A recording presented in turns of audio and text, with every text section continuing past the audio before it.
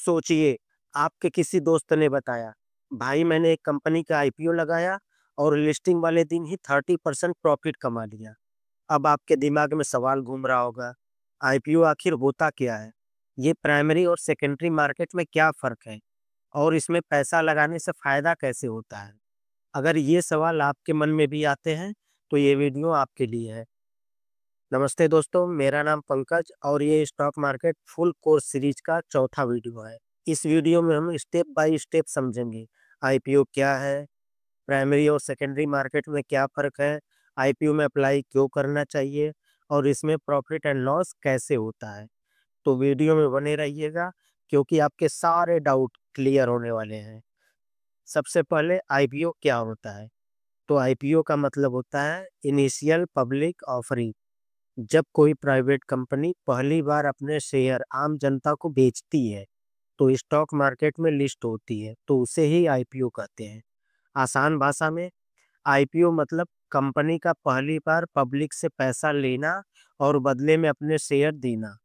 Example के तौर पे जैसे Zomato, LIC, Paytm, Adani Wilmar, इन सब ने आईपीओ लाकर आम लोगों को शेयर खरीदने का मौका दिया। प्राइमरी मार्केट क्या है? प्राइमरी मार्केट वो जगह है जहां कंपनी पहली बार अपने शेयर बेचती है, मतलब आईपीओ यही होता है। यहाँ पैसा सीधे कंपनी के पास जाता है। आपने एलआईसी का आईपीओ लगाया, आपके पैसे सीधे एलआईसी को जाते हैं ताकि वो अपने बिजनेस को बढ़ा सके। तो याद रखिए, प्राइमरी मार्केट मतलब कंपनी को सीधा पैसा देना। सेकेंडरी मार्केट क्या है? तो सेकेंडरी मार्केट वो जगह है जहां शेयर पहले से इशू हो चुका और उसकी खरीदारी बिकवाली हो रही है। यानी आईपीओ के बाद कंपनी स्टॉक एक्सचेंज यानी एनएससी और बीएससी पर लिस्ट हो जाती है। फिर लोग आपस में शेयर खरीदते बेचते हैं।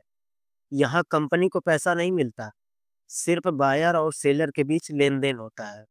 जैसे आपने आईपीओ में जोमेटो का शेयर 76 में लिया और लिस्टिंग के बाद किसी दूसरे इन्वेस्टर को 120 में बेच दिया, तो प्रॉफिट आपके पास आएगा, कंपनी के पास नहीं। अब प्राइमरी और सेकेंडरी मार्केट में कंपेयर कर लेते हैं। प्राइमरी मार्केट में कंपनी के पास डायरेक्टली पैसा जाता है और सेकेंडरी मार्केट में इन्वेस्टर टू इन्वेस्टर ट्रेड होता रहता है। प्राइमरी मार्केट में आईपीओ और एफपीओ यही होते हैं और सेकेंडरी मार्केट में एनएससी बीएससी पर ट्रेडिंग होती है। प्राइमरी मार्केट में कंपनी को फंड मिलता है, लेकिन सेकेंडरी मार्केट में कंपनी को फंड नहीं मिलता क्योंकि एक इन्वेस्टर से दूसरे इन्वेस्टर में ट्रेडिंग होती है। पहला बेचा तो दूसरा खरीद लेता है, फिर दूसरा बेचा तो तीसरा खरीद लेता है। इसी हिसाब से किस प्राइस पे लोग खरीद रहे हैं, अगर ये पहला खरीद के उससे कम में बेचता है तो उसको लॉस होता है, अगर उससे ज़्यादा में बेचता है तो उसको प्रॉफिट होता है। आईपीओ में अप्लाई करना क्यों होता है?